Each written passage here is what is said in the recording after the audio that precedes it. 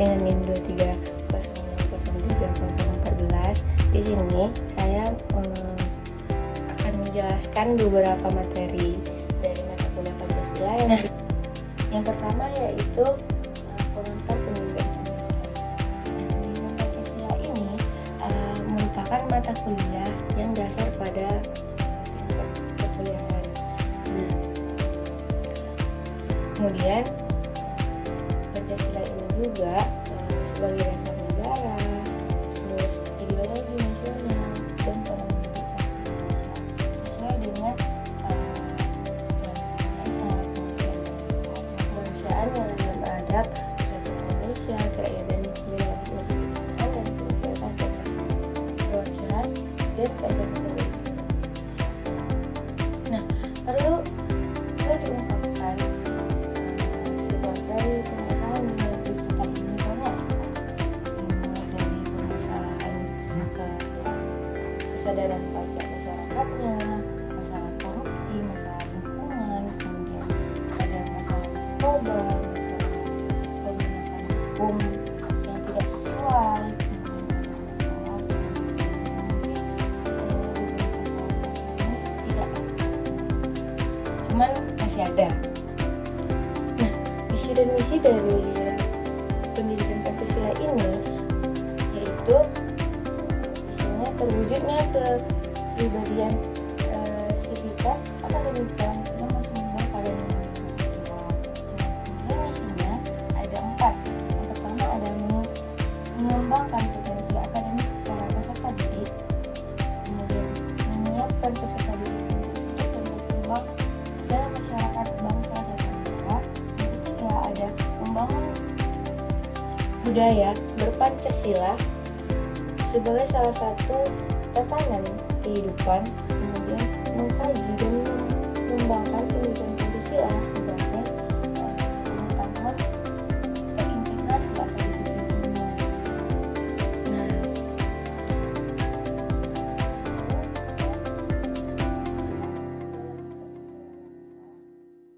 Nah, Pancasila dalam lintas sejarah bangsa ini ada beberapa masa. Yang pertama ada masa perumusan Pancasila pada tahun 1945, kemudian ada masa Orde Baru pada tahun 1945 sampai 1966, kemudian ada Orde Lama yaitu pada tahun 1996 sampai 1998, dan masa reformasi dari 1998 sampai sekarang. Nah, pada masa perumusan Pancasila ini gagasan tentang Pancasila pertama kali dikemukakan oleh Soekarno dalam sidang BPUPKI pada tanggal 1 Juni 1945. Pidatonya ini dikenal dengan judul Lahirnya Pancasila. Ini menjadi tonggak awal perumusan Pancasila sebagai dasar negara. Selanjutnya itu kan Pancasila sebagai dasar negara ya. Kita juga sering mendengarkan kalau Pancasila itu sebagai dasar negara. Banyak yang kita dengarkan. Sedikit saya jelaskan kembali. Pancasila sebagai dasar negara ini bukan cuma sekedar rumusan saja, tetapi memiliki implementasi yang luas dalam seluruh aspek kehidupan bangsa dan bernegara.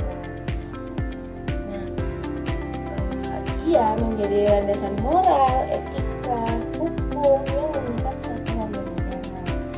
Di sini, Pancasila ini menjadi pedoman dalam penyelenggaraan pemerintahan negara, kemudian baik di tingkat pusat maupun daerah. Ia menjadi acuan perumusan kebijakan. Jadi, pemerintah itu tidak sembarangan mengambil keputusan. Mereka harus menyesuaikan dengan Pancasila. Pancasila ini juga merumuskan cita-cita dan tujuan yang ingin dicapai oleh suatu negara. Nilai-nilai yang terkandung dalam Pancasila ini mencerminkan identitas dan jati diri suatu negara. Selanjutnya ada Pancasila sebagai ideologi. Mungkin kita juga jarang mendengar kalau Pancasila itu sebagai ideologi bangsa.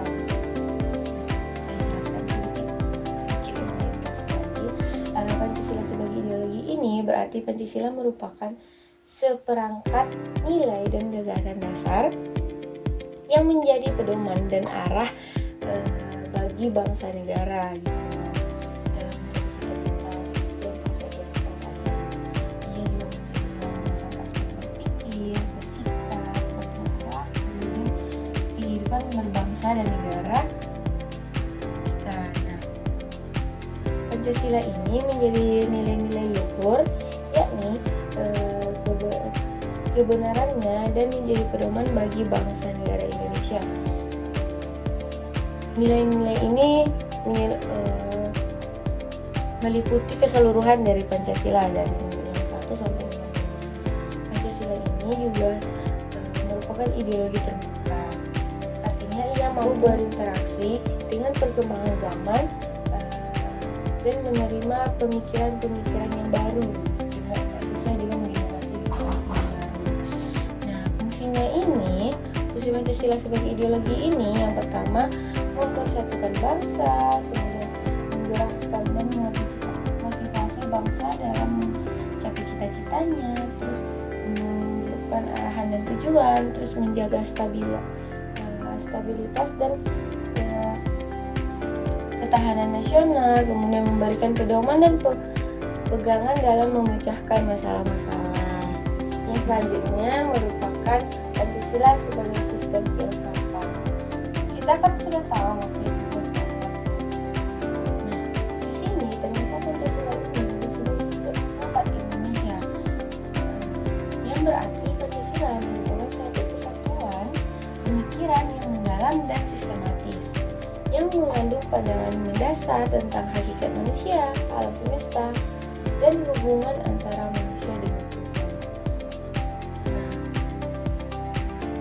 Tidak lupa juga dengan sesama manusia, alam semesta, pokok seluruhnya. Ia juga menjadi landasan bagi pemikiran tindakan bangsa Indonesia dalam berbagai aspek kehidupan. Nah, Pancasila ini memberikan pandangan mendasar tentang berbagai aspek kehidupan seperti hakikat manusia, hubungan manusia dengan Tuhan, manusia dengan sesama, manusia dengan masyarakat, bangsa dan negara seperti saya jelaskan tadi. Nah, selanjutnya yaitu Pancasila sebagai sistem etika. Etika itu kan cara berperilaku. Pancasila ini sebagai sistem etika berarti merupakan sumber nilai dan kaidah moral bagi bangsa Indonesia, maksudnya itu bagi seluruh rakyatnya gitu. Dalam melakukan tindakan berperilaku layaknya. Kemudian ia menjadi landasan moral dalam menemukan baik dan buruknya, benar dan salahnya, serta pantas dan tidaknya pantas dalam berbagai aspek kehidupan. Contoh-contohnya lah, contoh-contohnya yang menghormati perbedaan agama dan keyakinan, kemudian menolong sesama. Nah, yang terakhir nih ada Pancasila sebagai dasar nilai pengembangan ilmu. Nah, Pancasila ini merupakan pengembangan ilmu seperti iptek, terus dan lain sebagainya. Nah, mengapa Pancasila ini dijadikan dasar nilai pengembangan ilmu? Ini ada beberapa alasan. Yang pertama, iptek harus berakar pada budaya dan ideologi bangsa. Yang kedua, iptek tidak boleh bertentangan dengan nilai-nilai Pancasila. Yang ketiga, ada Pancasila sebagai filter.